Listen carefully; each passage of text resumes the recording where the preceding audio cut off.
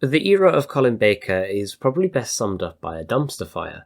The whole tenure was wrought with problems right from the start.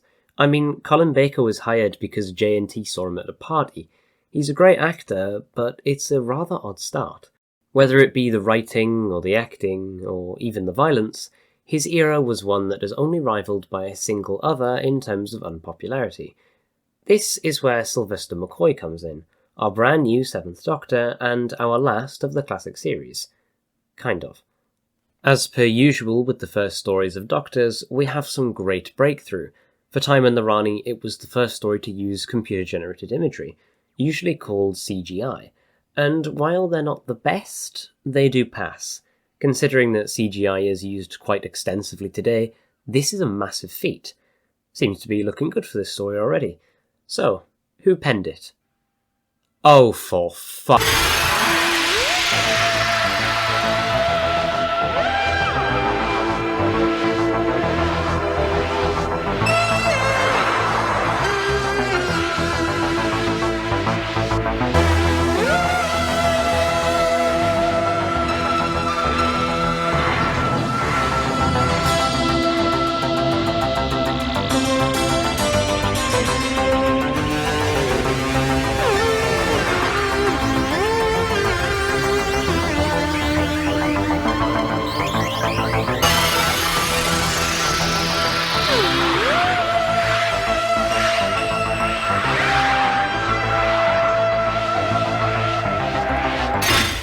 20,000 pounds and 6 weeks of work, all to craft this masterpiece of a title sequence. The first that's actually three-dimensional and made with CGI. I think, honestly, it holds up even today. You can see the care that was taken to create it, with some frames taking even a whole day to render. Our story opens with the rather dated shot that I showed before, which is, if you couldn't tell, the TARDIS being shot down. Who did this? The Rani! Our main villain, the Rani, a fellow renegade Time Lord to the Doctor, but one that's more akin to the Master, even fighting him for main villain in her first story. The Rani, played by Kate O'Mara, is an absolutely incredible character, and probably the best female villain in the classic series. At times it is difficult to take her seriously, probably because she's at those times way too serious, but a majority of the time it works, making her a good parallel to the Master. Anyway, I got sidetracked. The TARDIS being shot, yes. Seems Mel is unharmed, but the Doctor is regenerating? Must have fallen off his exercise bike. This marks the first and only time our incumbent Doctor regenerates in a story that isn't theirs, though technically this isn't even the Sixth Doctor regenerating.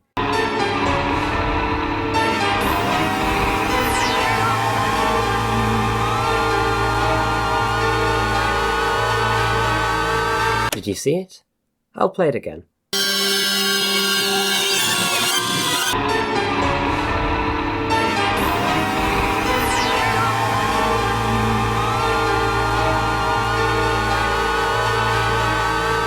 That's not actually Colin Baker. It's Sylvester McCoy in a crappy wig. So why didn't they just get Colin in? Because the BBC fired him. At the end of season 23, Baker had a tiny little fallout with the BBC, and he said he'd only return if it were for a full series. When they said no, just one serial, he told them they could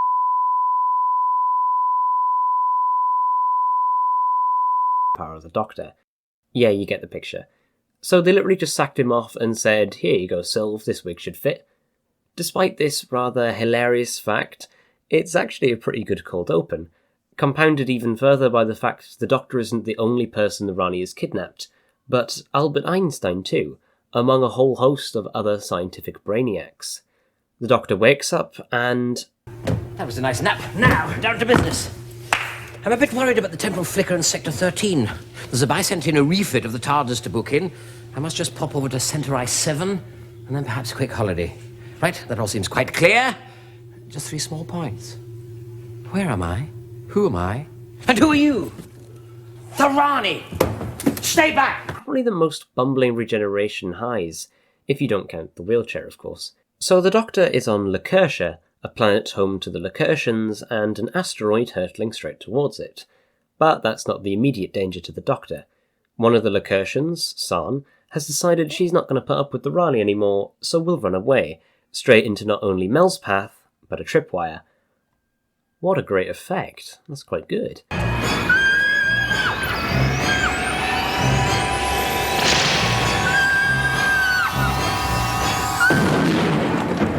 Oh, and brutal too. No, not the remains. When the Doctor comes to for a second time, he's greeted by Mel. No, there's no bloody way. Melanie! Are you alright, Doctor? Alright. Of course. And you? Me? Yes, of course, why not? She even puts on a high voice. The thing is, it actually works. All part of her plan for universal domination, I expect. Outside, the real Mel is being dragged by a male Lacertian called Icona as hostage, because since she is from outer space, and so is the Rani, they must be friends. Space racism! When she helps him avoid a trap, he finally believes her, swiftly letting her go, though it doesn't take them long to encounter even more danger. You know, apparently Lacertia was meant to be a nice lush forest. It would beat the quarry.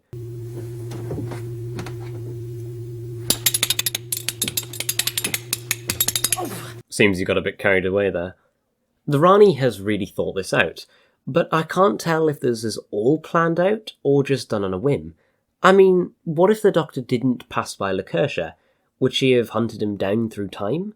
What if he didn't fall off the bike and regenerate? She couldn't have pulled all this off. Also, how did she know Mel's name? The only companion she met was Perry. Was she watching them for a while or something? I do wonder. Inside the TARDIS, the Doctor tries on some new clothes. A bit too Napoleon at first. Then too Baker. Too Pertwee. That looks like it's been in a cupboard for 15 years. Probably has. A bit too Davison. You're too short for cricket anyway. No, too Troughton. Oh, never mind. Not bad at all. His outfit is actually publicly acceptable now, though Sylve wasn't a fan of the question marks, unlike myself. Though, to be honest, the hat could be better. Did she just slap him? Accidentally showing the Doctor the real Mel, she manages to trick him into thinking that she is the Rani, because for some reason the Tetraps are able to link directly with the TARDIS. Either way, Mel runs into a tripwire, making her rather dizzy. Now, Mel is rather infamous for her incessant screaming, but honestly, I think it's quite apt here. I'd probably be doing the same. The only problem I have is that it's the same bloody scream looped over and over again.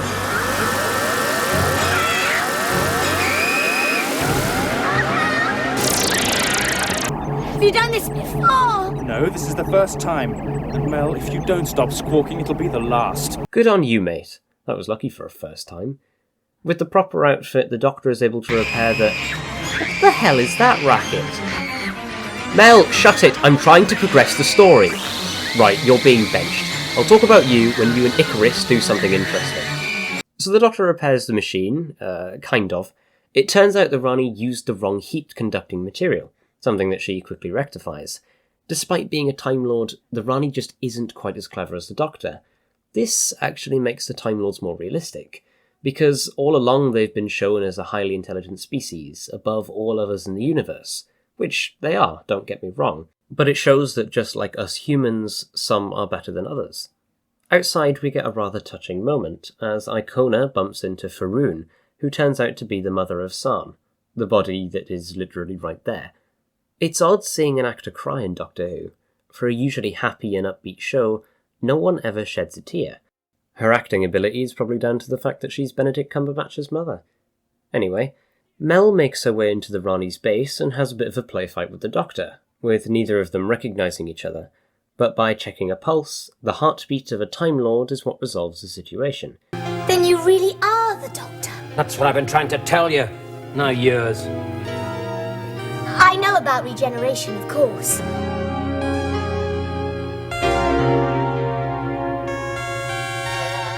Mel? With everything cleared up, they both have the same questions. What is going on? What's the Rani's plan? And what is behind the background door? With the help of the Lacertian Beus, they get the code to the door. 953. The Rani's age. And the Doctor's. Not the last time you'll claim to be over 900. With the Rani seconds away from returning, the three hush away, leaving the Doctor to play pretend. Yes, let me see. Polyether sulfur. Excellent. How clever you are, Mal. Where did you find it? The storeroom. Doctor, why was the monitor on? On, is it? Oh, yes, I was trying to jog my memory. No luck, though. Hold the other end, Mel. Though not for long. You know, don't you? But your usefulness is not yet over. You have another role to play. Hey, that was a good trick. The Doctor escapes, but heads straight into the Tetrap nest. Not the most ideal of places. I mean, what did you think would happen? Luckily, Beos is there in the nick of time. The Rani gives up on her hunt for the Doctor, but only inside the facility, which, by the way, looks absolutely fantastic. They've turned a mundane quarry into a rather nice Castle Grayskull-looking place. Not only is the Rani hunting the Doctor, but so are her pets, the Tetraps. The Tetraps are nobody's pets, and you'd be wise not to forget it. Alright, sorry. The Tetraps are pretty well designed, to be honest. While they are a tad bit ridiculous, it's rarely ever a problem. The only issue is that sometimes you can see the actors' mouths moving. When the Rani returns, she sounds the alarm, and the Doctor has accidentally knocked over Beos. It's understandable. Most people would rather protect their race, even if it meant assisting a villain. But his optimism is sadly misplaced, as it indirectly cost the life of not only many of his people, but his daughter. The Doctor meets up with Icona, who takes him to a pleasure palace? Weird disco ball. Unfortunately, Icona isn't the most popular of people, being seen as a bit of an outcast, even by his own brother, who won't talk to him. The Rani switches off the disco ball, which turns out to be a hive for killer insects. Like the Blue Lightning yesterday, I really don't buy it. Escaping, the Doctor makes a deal with the Rani. Her thermo-what's-it for Mel. They place it down, holding up their end of the bargain. Only for Mel to walk straight through the Doctor. A hologram! Darn that devious Rani. Must need Mel for something. Most likely her genius as a computer scientist. Or programmer, I can't really remember which. Seeing no alternative, the Doctor turns himself in, being put inside of one of the Rani's pods, meaning her plan can now move into action. And here it is. Collect all of Earth's greatest minds into one room, then connect them together, feeding them into what is behind the secret door. A giant brain. But the issue is that the plan requires a knowledge of time travel, one which Earth minds can't figure out since they're too primitive, rendering it literally useless. This is where the Doctor comes in, giving her what she wants. With his knowledge, he can find the right material that will allow the strange matter from the asteroid hitting the planet to form a shell around Lacertia, causing the brain to expand all across the planet, converting it into a time manipulator, allowing the Rani to change the course of history by controlling the randomness of evolution. Yes, I did Google that. Either way, it's a crap plan. And She might think she's harnessed the brain of a Time Lord, but she's reckoned without one thing. What's that? The Doctor's character. here we go. It is a fundamental postulate that all motion is relative. You wouldn't say that if you met my uncle. Good lord. At least there's a good get-out-of-jail-free card. They trap the Rani in the pod and head towards the brain. Try not to hit that too hard, Kate. It'll probably break. Beos, is that you? Let me out. Beos! If you place any value on your people's lives, you will release me! Oh, Beos. The Rani explains her plan to the Doctor, but a Tetrap overhears, being as unhappy as you'd expect it to be hearing about being genocided, though this doesn't stop it from helping her. For now. As soon as she leaves, the Doctor arrives, blowing up the brain with help from the Lacertians, but Beos decides to stay and finish the job, sacrificing himself. Surely there should be another way. It's just like, oh, you're staying? Bye then. His wife barely reacts. And surely the Doctor wouldn't just leave him. I know time is of the essence, but come on.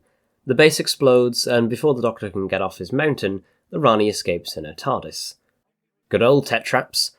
The Doctor has the scientists in his TARDIS, and a cure for the insects ready for the Lacertians.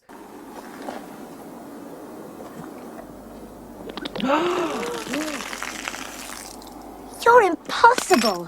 Why did you do that? Tell her, Faroon. Icona believes that our people should meet their own challenges, if they are to survive. That has to be one of the stupidest reasons I have ever heard. It's certainly going to take a bit of getting used to. I'll grow on you, Mel. I'll grow on you. That you will, Doctor. That you will.